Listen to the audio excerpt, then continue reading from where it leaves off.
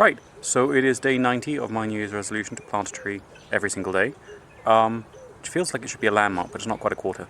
So let's get on with it. Right, so a lot of the time this year I've been planting things that will one day be a subcanopy, but the canopy tree isn't there yet or isn't yet big enough to be a canopy for them. So today's planting is a little bit different in that it is going in where there is already a fairly well-established canopy. There is a non-zero chance that I will eventually decide that this canopy needs to be a little bit denser, but for now it's probably one of the more solid canopy areas we have here. So we're going in just to the east of a sycamore fig, just to the south of some sort of senna, just to the north of a large clump of bamboo, and then just to the west of a patch of prickly pear through which a certain amount of succession has happened. So now we have various Brachystegia and Moringa coming up within that.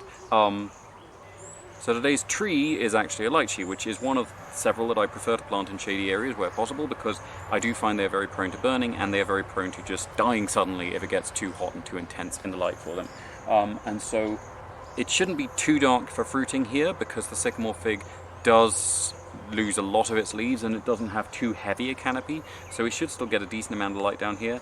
And the Litchi should actually help with that a little bit, because part of the reason I thought I'd put it in was we have a very old Monstera deliciosa here which never fruits because, as far as I can tell, it's just too dry at the wrong time of year, and so by adding another layer, adding a subcanopy, much needed, to this little canopy, should slow the movement of air around here, keep it just a little bit cooler, a little bit damper, and so it should start fruiting like some of the offsets that I planted elsewhere already have.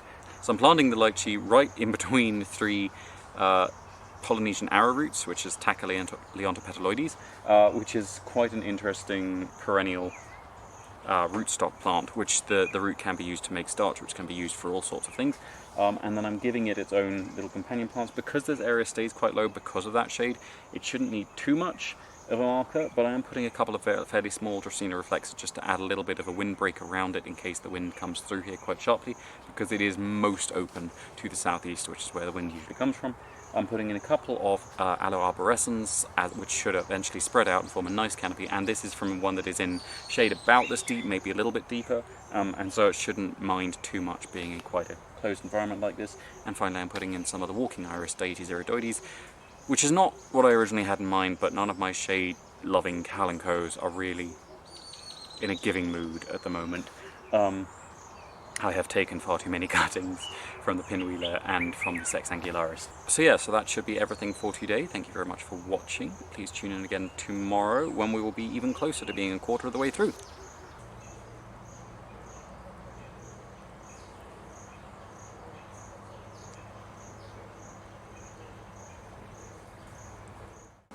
Today's bonus video is not wildlife, it is a fruit. So this is the fruit of Monstera deliciosa. I think it adds good context to today's video, really. And this is actually a cutting from the one that you can see in the background of the sign-off, which is much, much smaller than this. You can see the size of these leaves relative to my hand. And this is going about 10 feet up the trunk here. And yeah, there's 3 fruits on it at the moment. They're very slow developing fruit and they ripen very, very suddenly. This will start to crumble off in the next sort of week or two probably. These have been growing for months, I'd say probably about 3 or 4 months. The flowers came in around the beginning of the rains. They don't necessarily flower the same time every year. Quite often this only flowers every alternate year. But it is a truly delicious fruit, sort of, if you sort of imagine a melt in your mouth sort of pineapple, peach, maybe with a hint of banana in there when it's fully ripe. And the longer you can leave it on the vine, the richer its flavour will be, but if it starts fully ripening on the vine, then very often you will lose at least 1/3 of it to ants, because they know a good thing when they taste it too. But there you go, Monstera deliciosa, not just a pretty house plant, but a really delicious fruit, hence deliciosa, I guess.